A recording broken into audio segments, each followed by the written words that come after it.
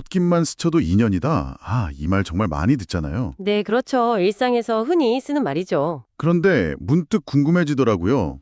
그냥 스쳐가는 만남부터 뭐랄까 내 인생에 정말 큰 영향을 주는 그런 깊은 관계까지 이 인연이라는 거에 진짜 의미가 뭘까? 그 본질 같은 거요. 상당히 철학적인 질문인데요. 네, 좀 그렇죠. 그래서 오늘 저희가 좀 흥미로운 자료들을 가지고 왔습니다. 이 인간관계, 그러니까 인연의 실체나 그 배경에 있다는 에너지, 업, 이런 개념들.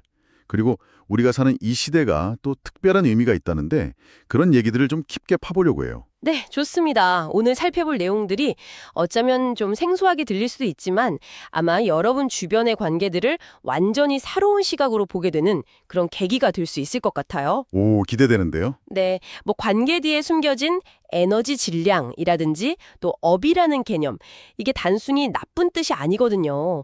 그럼 본래 의미도 알아보고 또 이게 홍익인간이라는 우리 시대의 어떤 방향성과 어떻게 연결되는지 그 고리를 한번 찾아보죠. 좋습니다.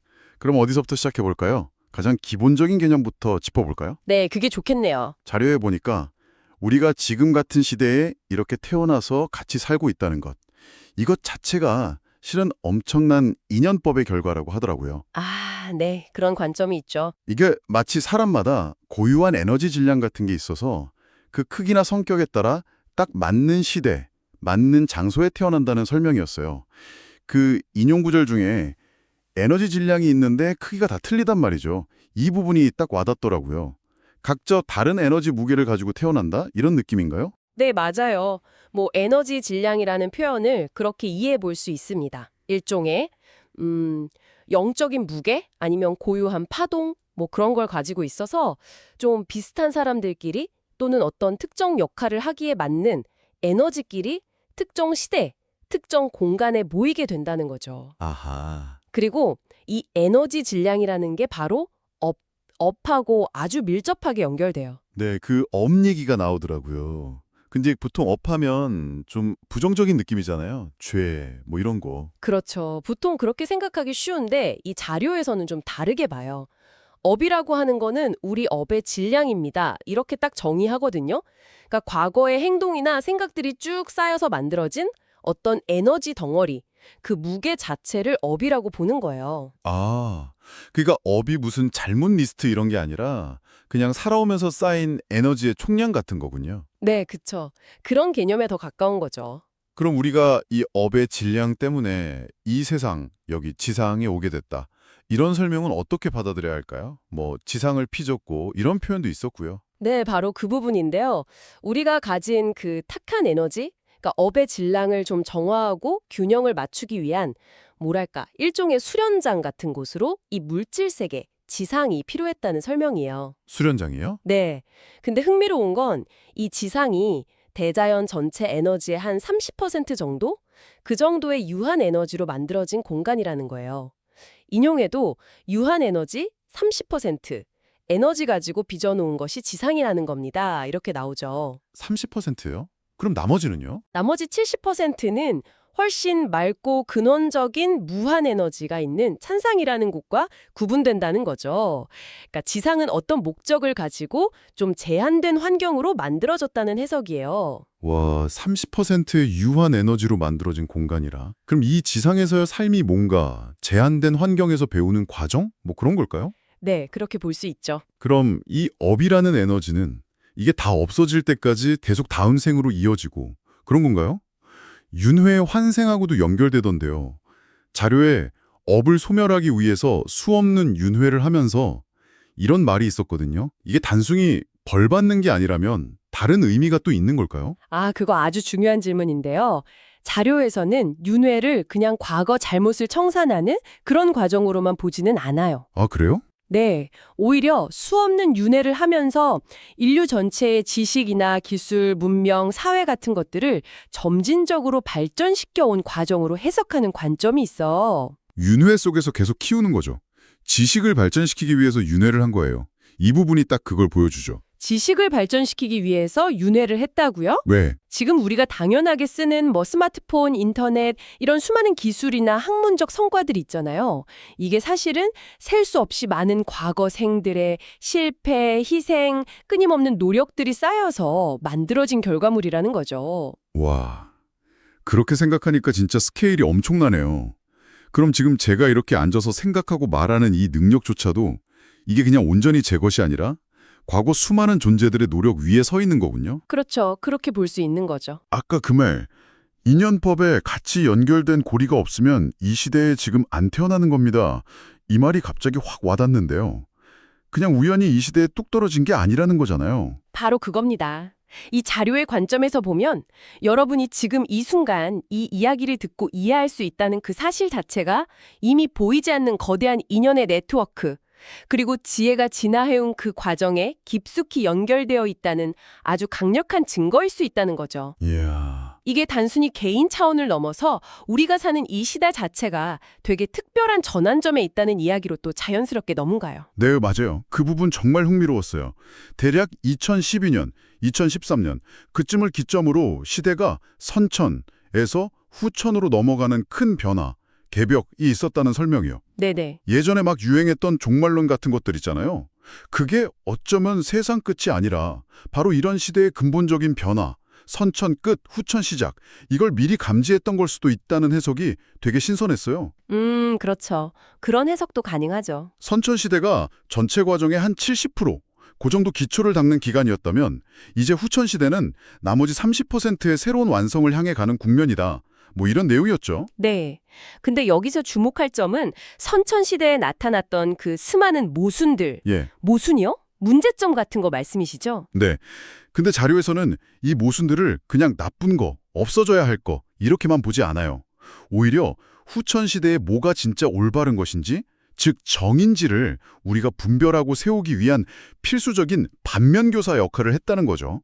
디딤돌처럼요. 아, 모순이 있어야 오히려 정을 안다. 역설적이네요. 네, 그렇죠. 모순이 있어야 모순과 정이 분리가 돼서 정이 나오는 거거든요.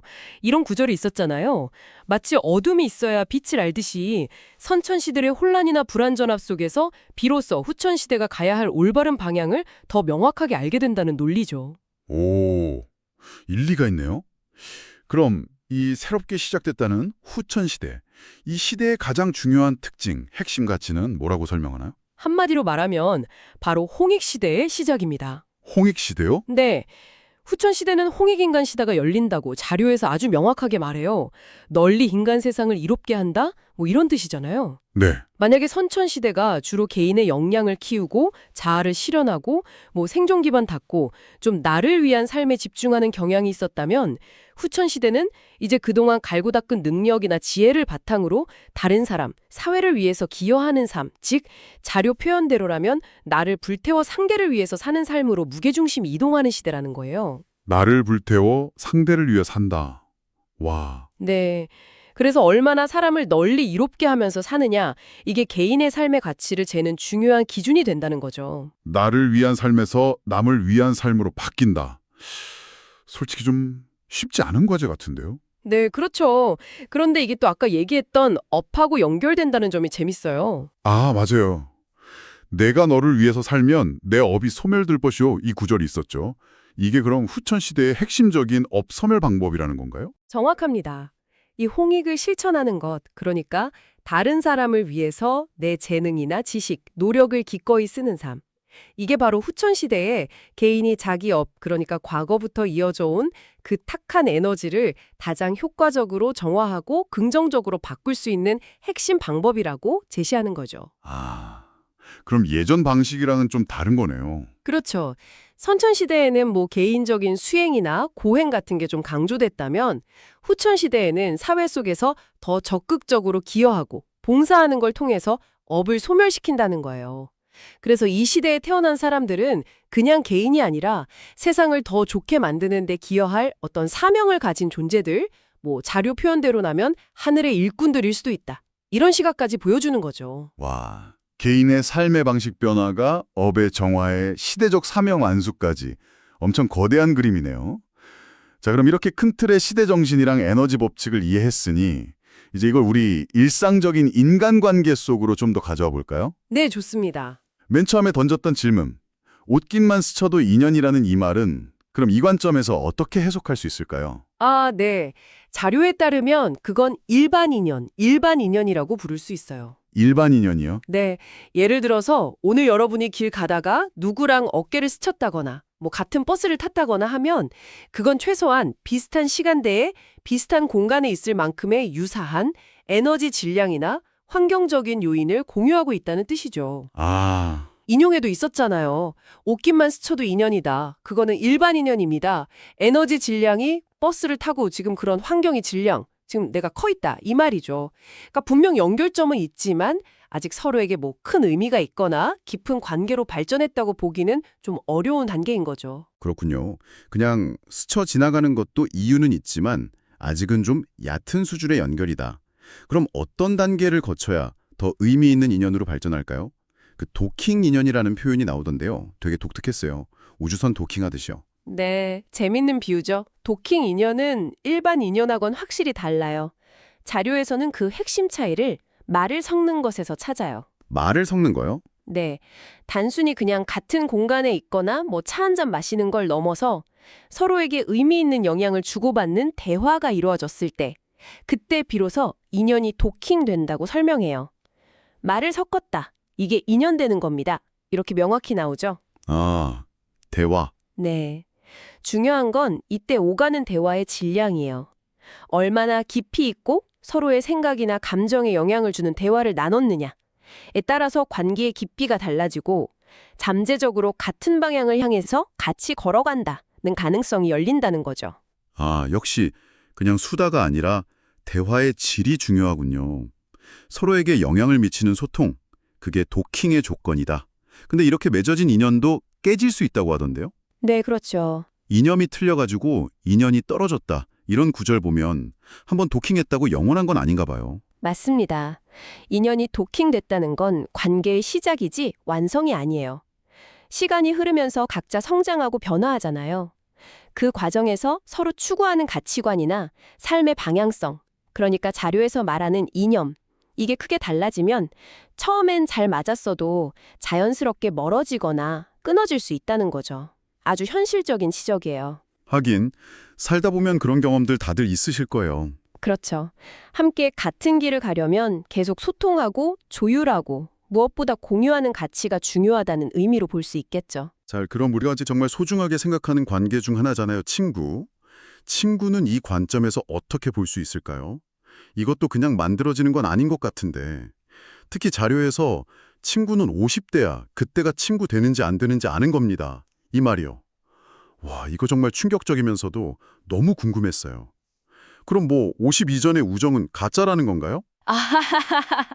하하, 그렇게 단정하기보다는요, 진정한 의미의 인생의 친구 있잖아요. 오랜 세월 함께하면서 서로의 삶에 깊이 관여하고 지지해주는 그런 친구 관계는 젊은 시절의 만남만으로는 완성되지 않고 오랜 시간과 경험을 통해서 비로소 그 진짜 가치가 드러나고 증명된다는 의미로 받아들이는 게 더 맞을 것 같아요. 아, 증명된다는 의미군요. 네, 50세 이전 관계가 친구가 아니라는 게 아니라 그런 깊은 친구 관계를 만들어 나가는 과정에 있다는 거죠. 자료가 좀 직설적이긴 해요. 뭐 수영 같이 다녔다고 같이 뒷골목에 앉아 담배 피웠다고 친구 되는 게 아니에요. 이런 식으로요. 하하, 정말 직설적이네요. 시간만 같이 보낸다고 친구 되는 건 아니다. 그럼 도대체 뭐가 충족되어야 50쯤 돼서 아, 이 사람이 내 진짜 친구구나 하고 알 수 있다는 걸까요? 그 핵심 기준이 뭘까요? 두 가지 핵심 키워드를 꼽을 수 있을 것 같아요.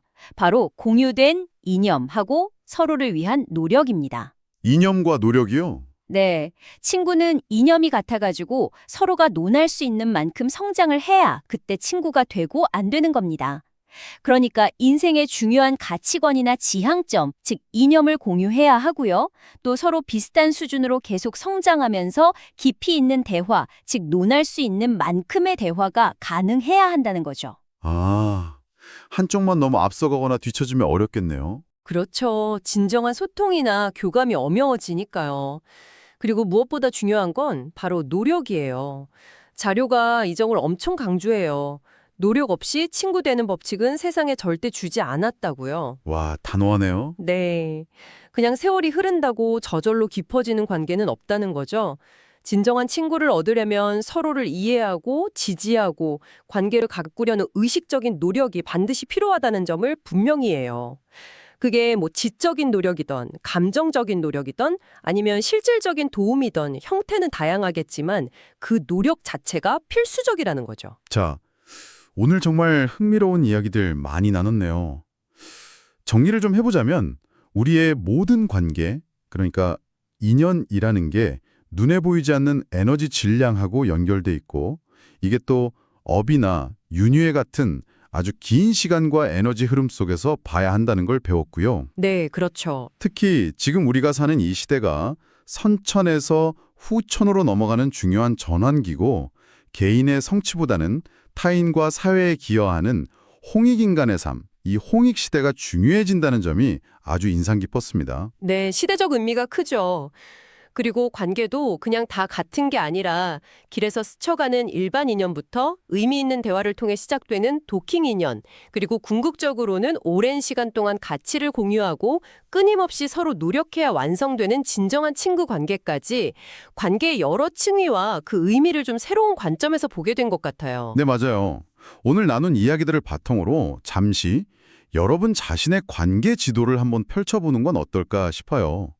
매일 스쳐 지나가는 수많은 사람들, 또 직장이나 일상에서 대화 나누는 동료나 지인들, 그리고 마음 깊이 의지라고 삶의 여정을 같이 가는 그런 소중한 친구들까지요. 이 관계들 속에 흐르는 에너지의 교감이라든지 또 우리가 살고 있는 이 후천 시대하는 시대적 배경 그리고 서로를 향한 노력이라는 키워드가 여러분의 실제 경험 속에서 어떻게 나타나고 있는지 한번 이렇게 돌아보시면 좋겠습니다. 네, 그러면 뭔가 당연하게 여겼던 관계들이 좀 새롭게 보일 수도 있겠네요. 네, 그렇죠. 앞으로 관계를 맺어가는 방식에 대한 힌트도 얻으실 수 있을 거고요. 마지막으로 여러분께 질문 하나를 던지면서 오늘 탐구를 마무리할까 합니다.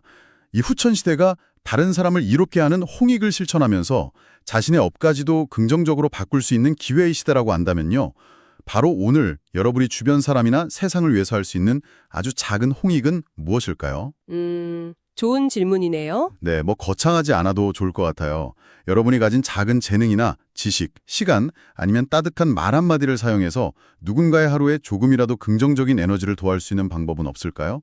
이 질문에 대한 답을 한번 스스로 찾아보시길 바라면서 저희는 여기서 인사드리겠습니다. 네, 감사합니다.